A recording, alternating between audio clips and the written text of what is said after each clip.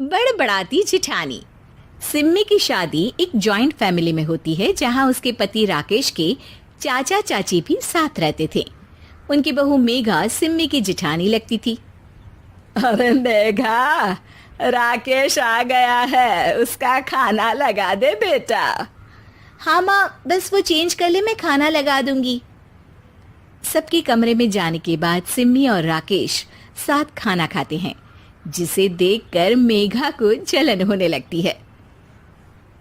अरे सिम्मी, हमारे घर में पति के साथ खाना खाने का रिवाज नहीं है, तुम्हें राकेश ने बताया नहीं क्या? सिम्मी मुस्कुराकर वहां से चली जाती है कि मेघा सिम्मी की सास के पास जाती है। अरे चाची जी, राकेश भैया तो सीधे हैं, कछु नहीं बोलते, कछु नहीं समझते, लेकिन आप तो सयानी है ना। अब देखिए, साथ बैठकर खाती है भैया के, कुछ झूठा मीठा उसका भैया के पेट में चला जाए तो सिम्मी को तो पाप लगेगा ना, पाप।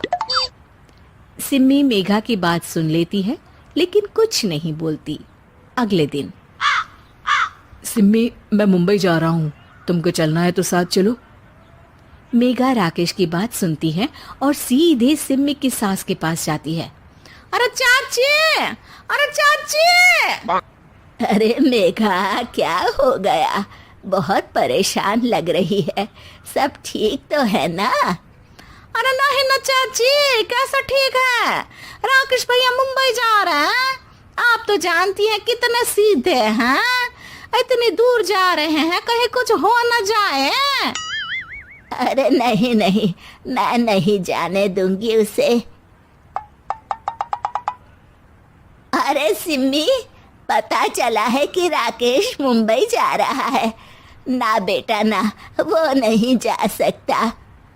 अरे माँ, उन्हें ऑफिस के काम से जाना था, लेकिन आपको तो पता है ना, उन्हीं दिनों मेरे मायके में शादी है, तो वो अपनी जगह किसी और को भेज रहे हैं। अच्छा अच्छा, तो फिर ठीक है। सिम्मी समझ जाती है कि मेघा ने सास के कान भरे हैं। वो सास से कहती है, माँ जी, लेकिन हम दोनों कुछ दिनों के लिए मसूरी जा रहे हैं। आप तो जानती ही हैं कि शादी के बाद हम कहीं नहीं गए। अच्छा अच्छा, ठीक है, जाओ घुमाओ। सास वहां से चली जाती है। सिम्मी अपने कमरे में कपड़े पैक कर रही होती है कि तभी मेघा आ जाती है। अरे गर्मी में सर्दी के कपड़े काहे पैक कर रही हो? सिम्मी को मेघा पर नाराजगी तो होती है, लेकिन फिर भी वो कुछ नहीं बोलती। दरअसल मैं और राकेश हनीमून के लिए मसूरी जा रहे हैं ना।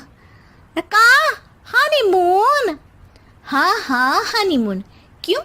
हनीमून के लिए तो पति पत्नी ही जाते हैं ना, तो मैं और राकेश जा रहे हैं। मेघा भागकर सिम्मी की सास के पास जाती है। अरे चाची, सच में तुम लोगों जितना सीधा परिवार तो मैंने देखा ही नहीं है। अरे अकेले भेजोगे दोनों को?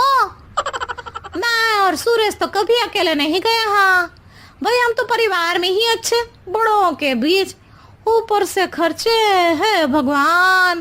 अरे चाची, पहाड़ी इलाका है, कुछ हो गया तो? सास सीधे सिम्मी को बुलाती है, लेकिन सिम्मी तो वहीं सास के कमरे के बाहर ही खड़ी थी। बस मेघा दीदी, आपसे यही उम्मीद थी। अरे बड़ी हूँ, घर के कायदे कानून तो मैं ही बताऊंगी ना। अरे तो अपने घर में रखिए ना सारे कायदे कानून। आपकी सास खुद खाना बनाती है क्योंकि आप यहाँ आकर मेरी सास के कान भरती हैं। आपका पति हमेशा खुद खाना लेकर खाते हैं क्योंकि आप मेरे घर में ये देखने के लिए बैठी रहती हैं कि मैंने और राकेश ने साथ खाना खाया तो खाया कैसे। मेघा दीदी, आप अपने घर और घर वालों का ख्याल रखिए। मेरे घर में ज्यादा घुसने की जरूरत नहीं है, और हाँ, मैं अपने सास और पति को संभाल लूंगी। मेघा चिल्लाती हुई वहां से चली जाती है, जिसकी आवाज सुनकर राकेश वहां आ जाता है। सिम्मी, मैंने तो तुम्हें पहले ही अपने घर का माहौल बता दिया था। हाँ राकेश, तुम्हारे घर का माहौल बहुत अच्छा है, लेकिन बाहर से कुछ लोग आकर इसे खराब करना चाहते हैं, जो मैं नहीं होने दूंगी। सास सिम्मी की बात सुनकर कमरे में चली जाती है। सिमी और राकेश घूमने जाते हैं और जब वापस आते हैं तो दरवाजे में मेघा और उसके पति खड़े होते हैं, वो भी सामान लेकर। अब छोटे मर्यादा तोड़कर घूम रहे हैं तो हम काहे नहीं। अरे भाभी, तो आपको किसने मना किया है? वैसे भी 4 दिन की जिंदगी है, दूसरों के घर में ताक झाक करके बिताने से अच्छा हो मौज करके ही बिताओ।